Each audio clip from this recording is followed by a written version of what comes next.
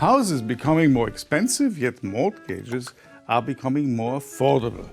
That sounds like a dream, but it has side effects. For example, the world's largest financial crisis in recent history. In the early 2000s, US financial markets generated super profits due to numerous credit funds. These funds were built on the back of people who mortgaged their houses to pay for bank credits that they took to pay for said houses. In principle, a good idea.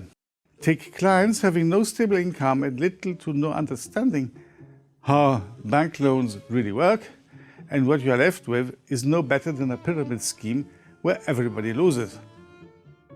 Already in 2007, the majority of borrowers were unable to pay their monthly credit bills.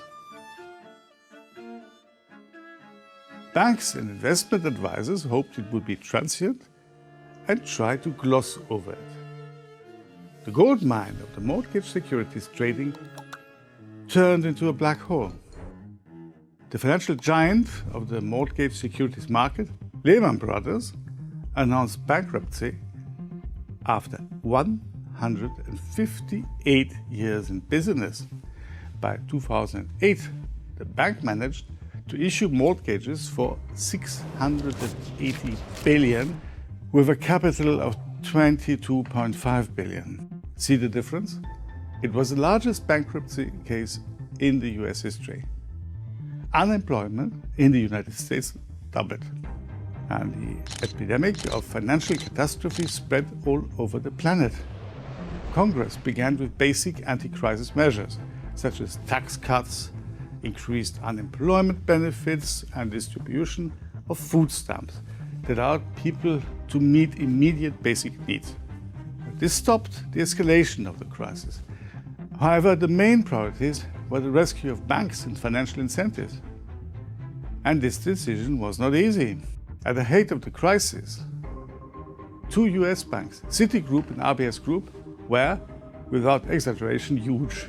Their combined assets were almost $6 trillion, exceeding the combined GDP of the world's 150 smallest countries. However, their capital reserves were tiny. When the funds ended, the government allocated more than $100 billion to keep the giants in business.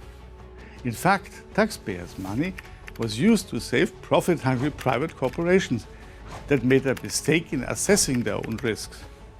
However, despite sharp criticism, saving the banks was not a mistake. According to experts, it would have been more expensive to allow facilities of this size to go bankrupt.